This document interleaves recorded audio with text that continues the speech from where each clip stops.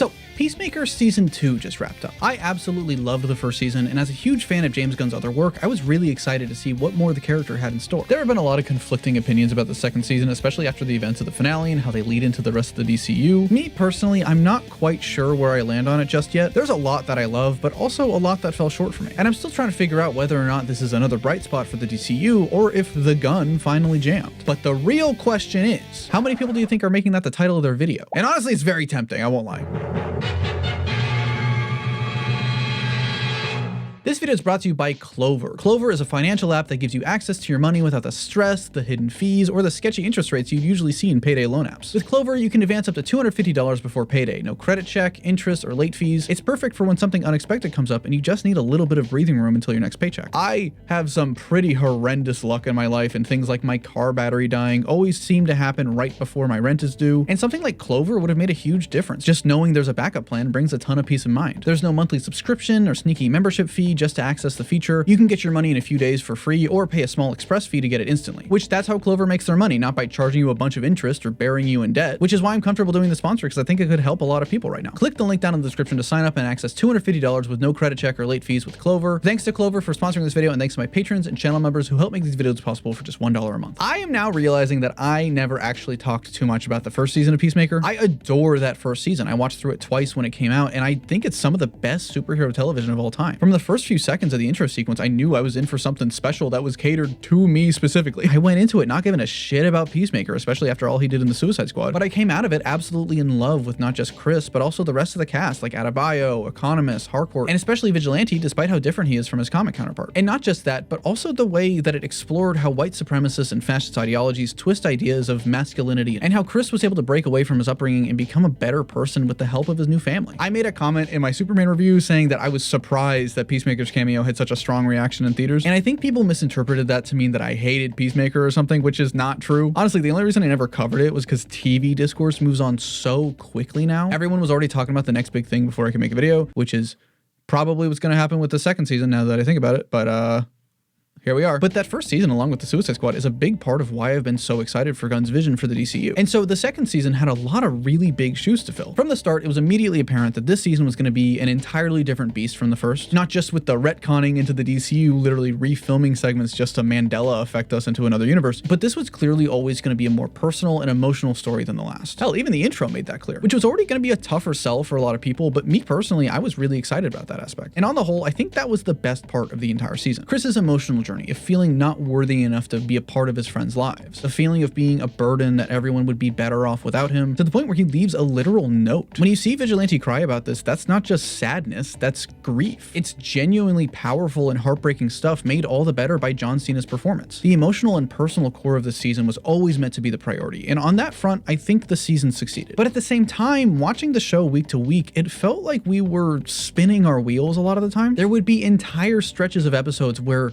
nothing really happens. I honestly didn't really mind it though. I was just happy to spend more time with these characters and see a show that Gunn and the crew clearly had a ton of fun making. And if we just had like a Smallville or Flash type of show with 23 episodes a season that helped to build out this world a bit more and see people from the movies pop in here and there, I would actually have a blast with that. But the show was only 8 episodes long, and not to mention the episodes were pretty short at that. Where the first season averaged about 45 to 50 minutes an episode, season 2 hovered mostly in the 30s until the hour-long finale. So with such a limited runtime, it would be kind of frustrating to see entire episodes go by with no actual progression. It got to a point where it honestly felt like it could have been like a TV movie or a special or something. And granted, this seems to be a problem with a lot of TV lately, not just Peacemaker. Seasons are getting shorter and shorter and taking longer and longer to come out. The Stranger Things kids are now geriatric at 5 seasons. Who knows what the hell's going on with Euphoria? Even Doctor Who, a series that prides itself on the episodic format and the monster of the week structure, was limited to only 8 episodes a season. And the dude wasn't even in 3 of them. I love Shooty though. He was great. He deserved better. I'll never make a Doctor Who video, but that's my stance on that. And that leads us to the finale, which is taking the internet by storm, but like not like a good storm, you know, like a storm that's like scary, that you look out the window and you're like, oh, whoa, what's going on out there, you know? Based on the reaction that I've seen, it really seems like people either really love this episode or they absolutely hate it, or they're in the middle on it. That's like entirely possible too. If you ask me, this final episode really felt like the culmination of my entire thoughts on season 2, all packed within an hour, both the good and the bad. The emotional core is fantastic, some of the best I've ever seen in a comic book show, but it's paced super weirdly, like nothing is happening, but everything is happening at the same time. And just by the end of it, after everything, I just felt kind of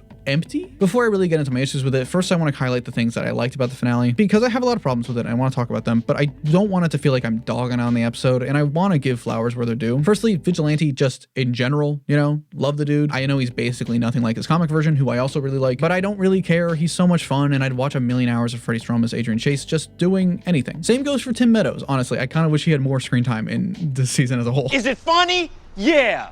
Very. Secondly, Danielle Brooks is a treasure. She's incredible as Adebayo. Specifically the motel scene where the group corners Chris and they reassure just how much he means to them. That was some of the best emotional storying I've ever seen in a superhero show. The performances are phenomenal, and the story clearly comes from a very real and personal place to Gunn, which is the reason why it's authentic. It felt like a real conversation that I have had with the people that I love, which is what makes it so painful but also so beautiful to watch. And it's that authenticity that makes me love James Gunn and his stories so much. Despite any of my other problems with the episode, that moment in the culmination of Chris's emotional journey makes the entire season worth it. I also really like pulling Salvation from the comics. I'll talk about it a bit more, but it's a relatively obscure thing, and it shows that Gunn actually does know his shit with the source material, despite how some people think he's just being spoon-fed stuff by Tom King. Please don't listen to Tom King about Wonder Woman though, James.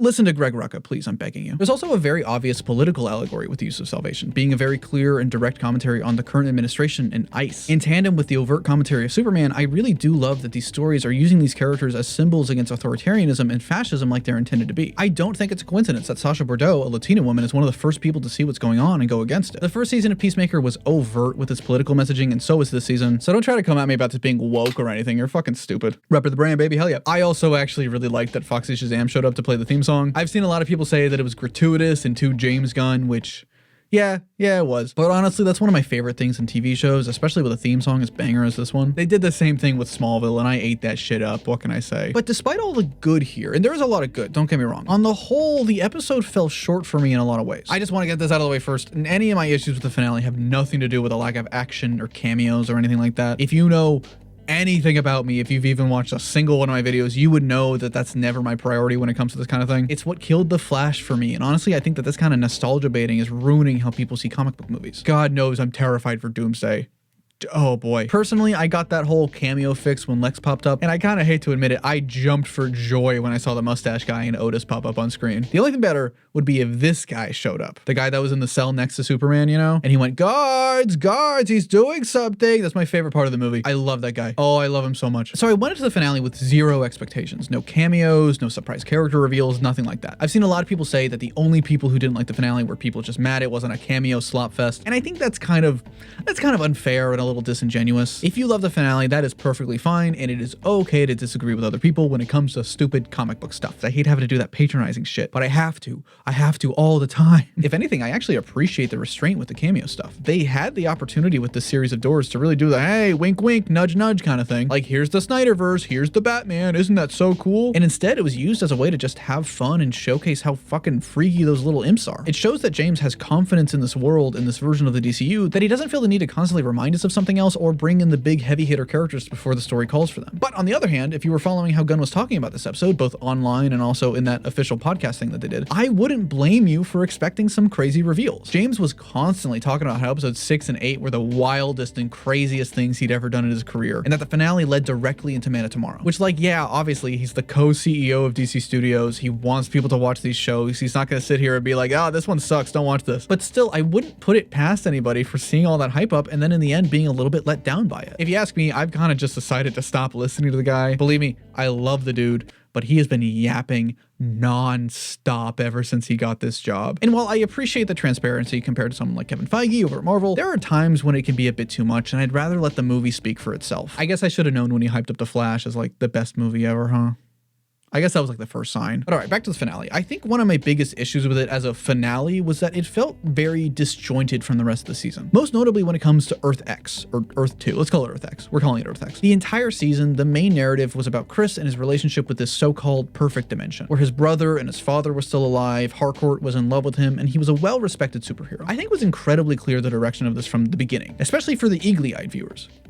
You get it? That's just a bit of classic Troy Boy 17 humor for you. We like to have fun around here, what can I say? So be sure to subscribe so you don't miss out on any more iconic hits from yours truly. People noticed very quickly that there weren't any people of color in the background, and we never got to look at any of the flags until episode 6 when... Oh boy. Nazis. I actually really like how this reveal was done, despite how predictable it might have been. It was a really great commentary on the ways that privilege will make you blind to the things that are obvious to those without it. The thing about fascism is you miss it if you're not paying attention. If you're not vigilant, it's always right around the corner. Never mind that it's now apparently controversial and woke to say that Nazis are bad.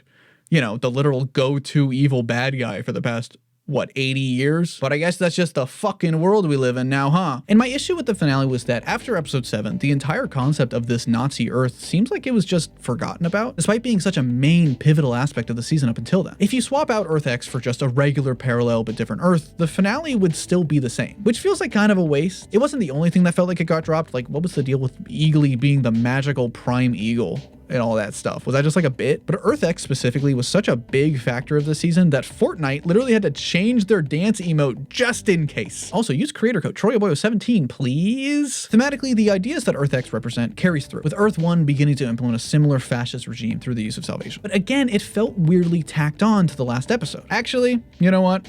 I take it back. There was one cameo that was sorely missing, and that's a scene of G.I. Robot just going through that portal and going to town. A lot of these ideas were dropped in the finale, seemingly in service of setting up future DCU plotlines, with the exception of wrapping up the emotional story, which again was fantastically done. Basically, the entirety of this last episode was introducing ideas for the future. And as someone who's been following the DCU ever since Gunn joined, part of the reason that I was so excited was that I was under the impression that that wouldn't be the case. I thought things were going to be more like Star Wars, a bunch of standalone projects set in the same world, where the interconnectivity and world building didn't interfere with the story that was being told. And it seems kind of weird to make Peacemaker the key to the rest of the DCU, because the first season wasn't in the DCU, and not to mention just the maturity level of this show. And we'll obviously see how it is with future stuff like Lanterns and Supergirl and Clayface, since they won't be helmed directly by Gunn. But still, it's especially frustrating to happen in this last episode, because as it stands right now, Gunn doesn't seem to have any plans for season 3. It feels like some kind of mix between episode 7 and episode 8 is that perfect finale, maybe as like an hour-and-a-half long special or something. Because as it stands, I really think that episode 7 serves as a better season finale to what season 2 was doing, whereas episode 8 felt more like an epilogue that introduced new ideas. And granted, if it had been presented like that, I really think myself and a lot of others would have had a better response to it. One of the biggest things that the finale set up was the formation of Checkmate. Checkmate first appeared in Action Comics number 598 in 1988 by Paul Kupperberg and Steve Irwin. Wait, hang on, not that Steve Irwin? In the comics, it was formed by Amanda Waller as a secret branch of the Suicide Squad to oversee and monitor metahuman activity. Over the years, they evolved into a global organization and basically became DC's go-to secret spy group, each with different people in the lead, like Waller or Max Lord or even Mr. Terrific. Green Arrow was even a member during Brian Michael Bendis' time in the book in 2021 after Event Leviathan. That was an era where we Green Arrow fans were starving for scraps because he didn't have a book at the time, and honestly, not too different from today. Traditionally, Checkmate tends to be the shadowy organization that's behind everything morally gray at DC, whereas in the show, it seems like it's being propped up to be the sort of underdog agency made up of former Argus members to fight against what Flag Senior is doing. I'm not totally sure how I feel about that just yet. Maybe they'll start to make progress, but then Amanda Waller will come back into the picture and force a takeover to make them more like the source material. And besides all that, the way it was introduced felt kind of weird. It honestly felt like we were going to reveal it was all a dream or something. Everybody was walking in slow-mo over a montage, Flurry and Judah Master just show up. It all felt too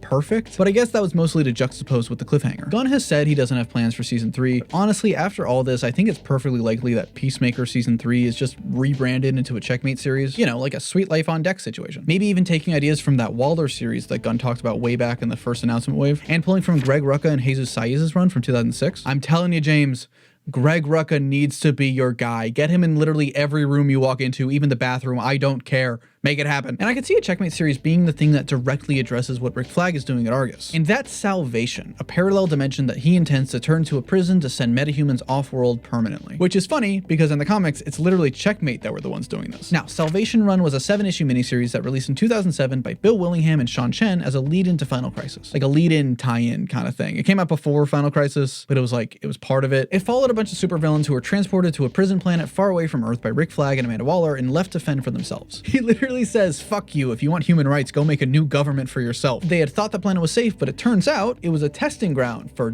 Darkseid and Apocalypse. So, Yeah, not very safe. So the villains have to fight to survive and try to escape back to Earth. Ironically, it's basically what happened in the new DCKO event last week, but we're not going to talk about that. Like I said before, this is a really fun pull. It's something that even I wasn't super familiar with. And I really like the potential that this has for future stories and the commentary we can do with this. Especially that Lex got arrested for doing the same thing, but oh, now that the US government is doing it, it's all fine and dandy. And in the show, it's more or less pretty faithful to the source material. Instead of being a distant alien planet, Salvation is an alternate dimension, and instead of just criminals, Flag wants to throw all metas in there. But besides that, it's pretty pitch perfect. They even believe that the planet is safe at first before revealing that there are some kind of dangerous monsters living there. My only issue is, again, taking up basically the whole finale of Peacemaker to set this up. I honestly think if this was established later in the episode, skip that whole press conference and save the reveal for when Chris gets sent through the portal, that would have worked a lot better and left for a more satisfying conclusion despite the cliffhanger. I'm also not sure if we might be a bit too early in the DCU to do this story. In the comics, it works because it's following dozens and dozens of supervillains trying to survive on this planet. Some of them are A-listers like Joker and Lex, but then you have the Z-listers that nobody's fucking heard of before, and that power dynamic and the struggle for dominance is what makes the book fun. Like, there's this constant running bit where Kid Carnival keeps talking about how much he wants to kill Joker in the most gruesome way possible because he's such a big fan. It's crazy. I love it. It's so much fun. And if you don't have that catalog of villains to pull from, big and small, the story doesn't quite hit as hard. Like, we don't even really have that many metas in this universe yet, not nearly enough to fill a whole prison planet. So part of me worries that we might be moving a little bit too fast with the idea and it won't have the same impact. Speaking of moving too fast, my other biggest problem had to do with Rick Flag Sr. himself, and specifically the sort of heel turn that he made in the finale, becoming another one of Lex Luthor's lapdogs and turning an entire dimension into a prison for metahumans. Rick Flag Sr. is the one character who has been in literally every single DCU project, from Creature Commandos to Superman to this. Hell, he'll probably show up in Lanterns if we're being real. So you would think that this inverse redemption arc, or whatever you want to call it, would be really clear, but it feels like he just speed ran becoming a supervillain in like 20 minutes. And while conceptually and thematically I understand where it comes from, it's to show how the wealthy billionaire class like Lex Luthor influences the government and the military into becoming tools for oppression. Just emotionally, it doesn't really feel earned, and the show doesn't really connect those dots, you know? Now, I think I like this angle of making metahumans similar to the mutants over at Marvel, an allegory for marginalized groups oppressed by a hateful and fearful regime, especially because who knows if the MCU is going to go that route. Like, I don't know, I'm worried they're just going to make it like their Hogwarts or something. I don't know. It was kind of a precedent in the comics back during the 80s, but as of late, it hasn't really been tackled too recently. It's here and there, but it's nowhere near like a widespread thing, you know? And so because of that, I almost feel like the idea has to be earned, if that makes sense. We're constantly being told about the metahuman threat, but so far, all we've really seen is Circe and Clayface. The other threats have been the Princess Lady, Lex Luthor and his goons, and the Nazis over on Nazi Earth. I think the idea is, and Gunn has since confirmed this, that Superman's intervention with Bravia and Hawkgirl taking out Benjamin Netanyahu had these ripple effects through non-meta society, that now they're making the rules, like was said at the end of Superman. But it just feels like something we're constantly being told about, but never actually see on screen. So for so much of this episode to be riding on Rick's anti-meta initiative, it just feels a little bit hollow. Now, Rick is more so doing this for revenge against Chris for killing his son, like we've seen the rest of the season. Chris isn't even a meta, and Rick threw him in there. And we've also seen that he's willing to double-cross someone like Superman and break the law to kill Peacemaker while he's in custody. Hell, he even spent all of Creature Commandos trying to prove the princess innocent just because he wanted a piece of that weird age gap relationship. He's a backstabbing, dirty cop asshole with his own selfish reasons for everything he does. I'm not saying he's a great dude, but this feels like a pretty big leap from how we've seen him in every other appearance so far. And to introduce something like Salvation, he has to have some kind of legitimate grudge against metahumans that frankly we just haven't really justified by now. Maybe it's because of his run-in with Clayface and him getting all fucked up, or hell, let's throw this out there, maybe he is Clayface, or some kind of shapeshifter or mind control at least. He was acting kind of weird with Harcourt when she called him Rick. That has to be some sort of intentional decision, one that traditionally is supposed to mean, hey, something's off here, but it might just be to show how much he's changed over the course of the season. We don't know that for sure. This is obviously the start of the next storyline, so I'm not expecting all the answers right away or anything, but again, if you put this kind of thing in a finale, potentially even the series finale, it's gonna inevitably feel like a problem. Again, I see what's going on here, I see the intent, and I like it. I like what this is saying, but watching the finale, a lot of that doesn't really come across super clearly, and it just looks like he did a 180 kickflip into a nose grind just for the hell of it. But with that said, where does this leave the future of the DCU? We have Lantern, Supergirl, and Clayface coming out next year, but honestly, I don't really see those projects addressing Salvation too much, if at all. At most, maybe just like a mention or two and Flag Sr. appearing a little bit. It'll really be Man of Tomorrow in 2027 where things get actually addressed. We may not see the resolution of this cliffhanger with Peacemaker, that might be even further down the line, but at the very least, it seems like the movie will focus on the growing distrust between Superman and other metahumans versus Flag and the government. Now, before you say anything, even though technically Salvation in the comics has ties to Apocalypse and the New Gods, I really don't expect to see Darkseid anytime soon. I'd honestly rather him not show up up for a long time to really make his appearance impactful. So instead, I could see them taking those same ideas and making someone else the villain behind Salvation. In my Man of Tomorrow video, I said that I want Brainiac to be the villain of that movie, and maybe I'm coping here because I probably am. I love coping. I'm on copium 24/7, but I still think it's definitely possible. Just swapping out Darkseid's role on Salvation for Brainiac. You could even explain that he got the portal technology from that same alien species and used it for himself. The same goes for potentially Mongol and doing some Warworld stuff. There's also a very real possibility that Man of Tomorrow is about Superman and Lex trapped together on Salvation and having to survive together. That doesn't really fit the team up to stop a greater threat idea that we were told with the movie's announcements, but maybe that greater threat is Flag and Argus. Or maybe we were being lied to, because we get lied to all the time now. I don't trust anything anymore.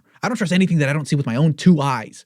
And even then, I don't trust anything with my eyes either. Everything's a lie. Nothing's real. Hell, James could just make Salvation like Dinosaur Island, and so that way WB could get that sweet Jurassic World box office revenue. So at the end of the day, despite the plenty of issues that I had with the finale and the season overall, on the whole, I think I'm happy with it. Does this ruin my excitement about the future of the DCU? No, I don't think so. I am still really excited for Man of Tomorrow and all the things that these ideas are leading up to. But I will say, and hear me out here, I do kind of want a bit of a break from James Gunn for a bit. Don't get me wrong, I still love the guy and I love how he functions as a creative and I love what he brings to his projects. But when you take a step back and look at the DCU so far, it has been nothing but James Gunn projects. Creature Commandos and Superman and now Peacemaker, and I think it's made the little quirks that I tend to love about Gunn's projects start to become more and more glaring. Obviously, it's his universe as a creative head of it, but we have yet to see how a different creative vision will mesh with his own. So something like Supergirl and Lanterns and Clayface really have a lot riding on them. I've already talked about my concerns with Lanterns, but I'm still holding out that it could be something special. You know, we'll see when we get a trailer. If a trailer comes out before this video comes out, I'm gonna be so fucking mad. Oh my God. It takes me so long to make a video. If anything, I just want Gunn to limit himself to just one movie or show at a time and really let himself dive deep and sink his teeth into it. I don't need a million things from him all the time. I don't need him to always tell me what's going on. And frankly, I don't want to see him burn out trying to do that just to fill a universe. And I don't think he's washed or anything either. I really hate this mentality that I see all the time now, where anytime a director or a writer or any kind of creative makes something that's bad or even just not as good as something else they've made, they're immediately branded a hack who was never good at anything. This finale wasn't even that bad. Like, come on. I liked it more than Creature Commandos. It could be that. We saw it with Andy Muschietti and Sam Raimi. We see it all the time in the comic community. And as a creative person myself, it's a pretty terrifying thought that any one misstep or bad day at the office means people might just turn on me. Peacemaker Season 2 had a lot of missteps. It had some weird stuff and definitely a few jams. But it also had incredible emotional highs, some of the best character work I've ever seen. And I think that those highs far outweigh the lows. And I'll look back on the season and at the very least appreciate the time I got to spend with these characters that I love. Maybe the gun jammed, maybe it didn't.